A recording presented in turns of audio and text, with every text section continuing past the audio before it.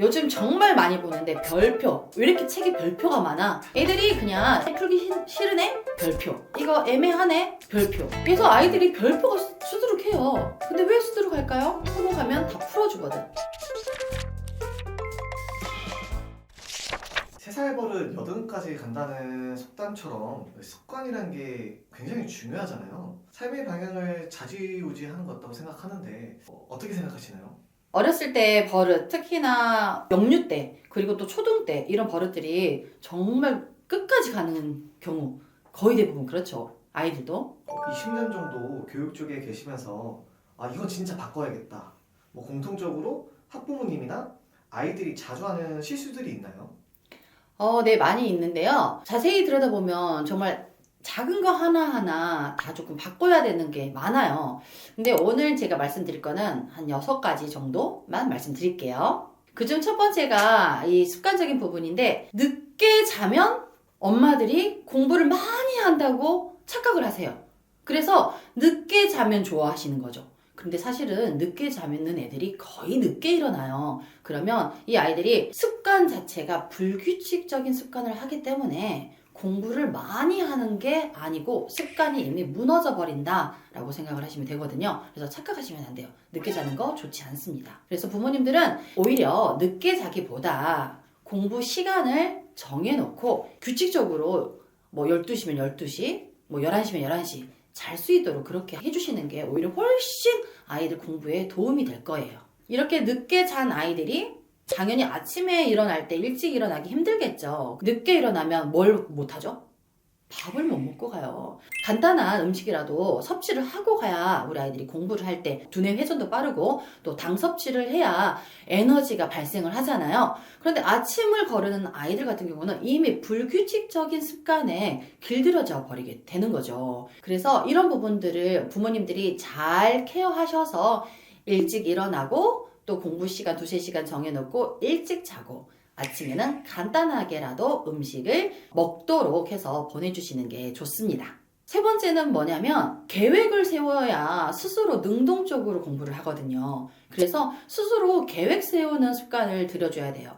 계획을 세우지 않으면 엄마가 시켜서 아빠가 시켜서 선생님이 시켰기 때문에 나는 그냥 공부를 해야 되는 약간 기계와 같은 이런 느낌이 있거든요. 수동적이 돼요. 사고가 있을까? 없습니다. 공부는 자기 스스로 사고하고 입력하고 무엇이 부족한지를 알아야 하기 때문에 플랜 세우고 능동적인 공부를 끌어가는 거, 이 부분 포인트를 두시고 부모님들이 같이 세워주시기 바랍니다. 네 번째는 아이들이 끝까지 풀어나가는 이 힘이 필요하다는 거예요. 아이들이 조금 어려워지면 끝까지 풀지를 못하고 그냥 틀려버리자 라는 생각을 하는 친구들도 있는 것 같아요. 요즘 보니까. 그래서 아이들이 문제를 하나를 보고 이게 풀리지 않았어. 이 문제는 어떤 문제일까? 먼저 생각을 해보고 앞에 유사 문제도 찾아보고 예제 문제도 찾아보고 풀이 방식도 찾아보고 해서 맞출 때까지 풀어나가는 이것을 길러줘야 돼요.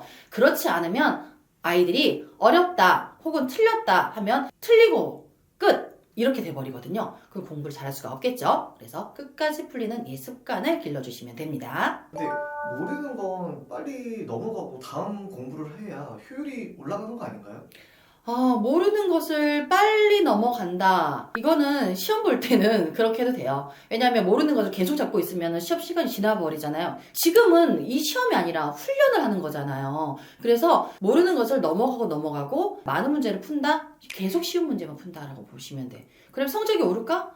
당연히 안 오르겠죠. 그래서 공부를 할 때는 효율보다는 정확도를 높이는 게 공부를 잘하는 아이들이 하는 방법이에요. 한 문제를 풀더라도 틀리면 왜 틀렸는지 사고하고 이게 1시간이 걸리든 2시간이 걸리든 문제를 풀어내는 이 공부법이 맞습니다. 그 다음에 5번째는 요즘 정말 많이 보는데 별표. 왜 이렇게 책에 별표가 많아? 애들이 그냥 이거 뭐지? 기네? 풀기 싫으네? 별표. 이거 애매하네? 별표. 그래서 아이들이 별표가 수두룩해요. 근데 왜 수두룩할까요? 학원 가면 다 풀어주거든. 그렇기 때문에 아이들이 이 별표를 치는 습관, 이거는 정말 저는 반드시 고쳤으면 좋겠어요. 혹시 우리 아이가 딱 봐도 이건 너무 쉬운 문제인데 별표가 있는 경우 있잖아요. 진짜로 어려운 문제는 별표 쳐서 또 전문가의 도움을 받는 게 중요하죠. 그런데 부모님이 봐서도 우리 아이가 습관적으로 너무 쉬운 문제까지 별표가 쳐져 있다라고 했을 때 부모님들이 살짝 이때도 개입을 해주세요. 사회나 과학이나 이런 책 내용에서 찾을 수 있는 부분이 있다면 아 이게 별표구나 이게 몰랐구나 그러면 그 책을 한번 찾아보자 해서 부모님이 한두 문제라도 자연스럽게 찾아봐 주시면 아이가 아 이런 식으로 공부하면 되는구나 이 방법도 터득할 수가 있거든요. 그래서 교과서 내용에서 찾아줄 수 있는 부분은 살짝 그렇게 해주시면 좋아요. 그리고 수학 같은 경우에도 문제를 그냥 한 번에 별표를 쳤는지 아니면 뭐 시도 과정이 있었는지 노트에다 썼는지 이런 부분들을 조금 확인해 주셔가지고 자연스럽게 아 여기까지 했는데 이게 틀렸구나 이렇게 말을 할 수 있잖아요. 아니면 아예 안 썼으면 어머님들이 아 그러면 한 번에서 두 번 정도는 네가 찾아서 식을 한번 풀어볼래? 그래도 모르겠다면 별표에서 선생님한테 막힌 부분이 어디인지 그 부분을 질문을 해라 라고 알려주시면 좋습니다. 6번째 같은 경우에는 의미 없이 하는 노트 정리 깜지 같은 거 있잖아요. 단어 10번씩 써라. 의미 없는 이거에 포인트를 두시면 돼요. 자 예를 들어서 노트 정리를 해야 내용 정리도 되고 또 암기도 된다라고 생각하시는 이 선생님들 같은 경우 또 부모님들 같은 경우에는 노트 정리를 시킬 거예요. 분명히 대부분의 아이들이 그냥 정말 베껴 쓰는 경우가 많거든요. 그럼 베껴 쓰면은 어떻게 되겠어요? 손만 아파. 머릿속에 들어오지도 않아. 공부를 한다기보다는 그냥 숙제를 했다. 그리고 의미 없는 이 오답 정리를 하는 친구들이 많아요. 왜? 틀린 거 오답 노트 정리를 해와라 라고 하니까 그랬을 때 아이들이 수학 같은 경우에는 베끼는 경우 되게 많이 봤고요. 그리고 영어 같은 경우에는 선생님이 그 말을 해주는 것을 그대로 받아 적어서 그대로 쓰는 경우가 많거든요. 그래서 이렇게 의미 없는 오답 정리는 공부에 도움이 하나도 되지 않기 때문에 이런 거를 하고 있는지 보셔야 되는데 그래서 집에서 간략하게 체크할 수 있는 포인트는 미안하지만 부모님들이 보고 질문을 간단하게 해주세요. 예를 들어서 숙제 했구나. 내용 정리 잘 됐다. 엄마 이거 뭐 탕평책에 대해서 모르는데 이거 어떤 내용이야? 라고 했을 때 아이가 대박 엄마가 그냥 이걸 물어보다니 다음부터는 좀 공부를 하면서 해야겠다라는 생각 들 수 있거든요. 그렇기 때문에 살짝 질문을 하면서 자연스럽게 유도하셔야 돼요. 근데 또 여기서 야 너 쓰기만 했지 하면서 또 화를 내면서 하시면 절대 안 됩니다. 안 돼요.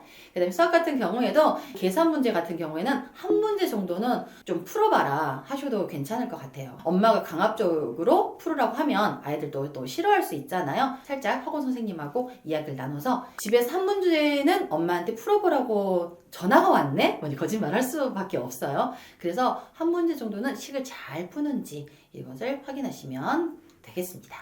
올바르게 노트를 쓰는 법을 알려준다면 오답 노트를 잘 하려면 이거 하나는 반드시 조금 해주시면 좋겠는데요. 틀린 것을 잘 분류를 시켜주는 게 조금 좋아요. 아이들이 틀린 것을 분류를 하다 보면 내가 어떤 것을 틀렸는지 이런 것들을 잘 알 수가 있거든요. 영어의 경우를 보면 나는 단어 때문에 많이 틀려. 해석을 잘 못해서 틀리는 경우도 있고 마지막으로 문법을 틀리는 경우. 근데 아이들은 틀린 유형을 꼭 반드시 틀려요.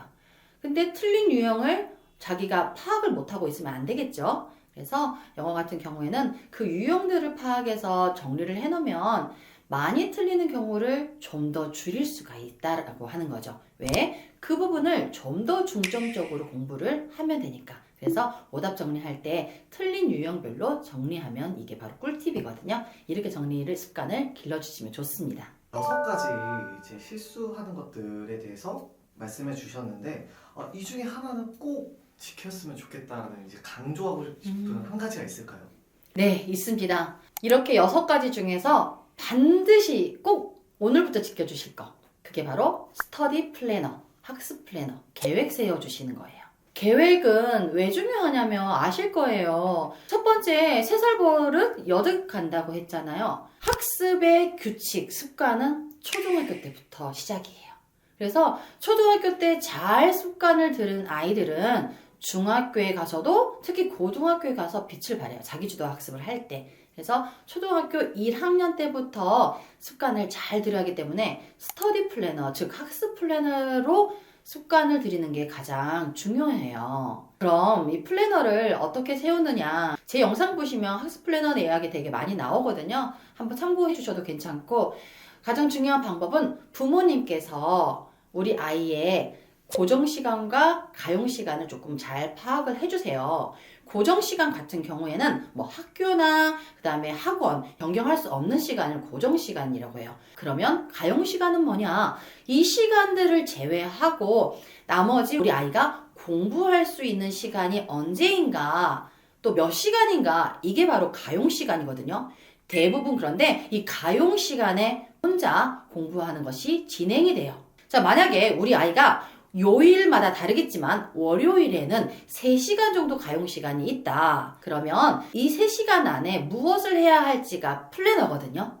만약에 플래너 작성이 안 될 경우에는 이 가용시간을 허비해버리는 거예요. 그래서 이 시간에는 무엇을 할 건지 조금 디테일하게, 예를 들어서 월요일마다 우리 친구는 뭐 책을 읽힐 거야. 그러면 책 리스트 중에서 첫 번째, 이번 주는 어떤 책을 30분가량 읽고 나머지 30분가량은 이 책에 관련한 독서록을 쓴다. 그러면 1시간 정도잖아요. 그리고 좀 쉰다. 그 다음에 영어 공부를, 단어를 30분 동안 한 단어를 암기를 한다. 그리고 엄마랑 간단하게 몇 개 외웠는지 체킹해 본다. 이런 게 플래너예요. 그래서 플래너를 쓰는 친구는 규칙적인 습관이 잘 들을 수밖에 없고, 이런 아이들은 공부를 잘할 수 있는 아이로 성장할 수밖에 없는 거죠. 우리 아이들이 올바른 공부 습관을 기르기 위해서 노력하는 이제 학부모님들 있잖아요. 학부모님들을 위해서 응원의 한마디를 해줄 수 있나요?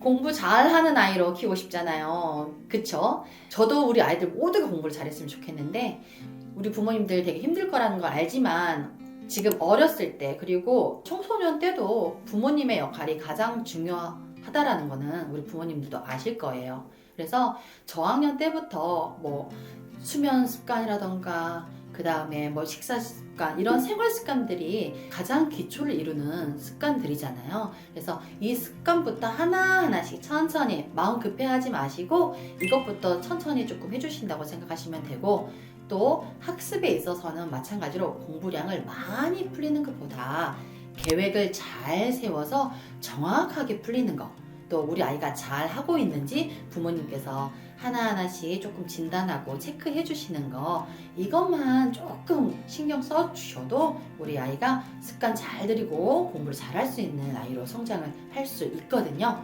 부모님들 힘내시고 마음 너무 조급하게 생각하지 마세요. 오늘 이 영상 보시고 하나씩 실천해 나가면 올바른 공부 습관을 가진 아이로 성장할 수 있습니다.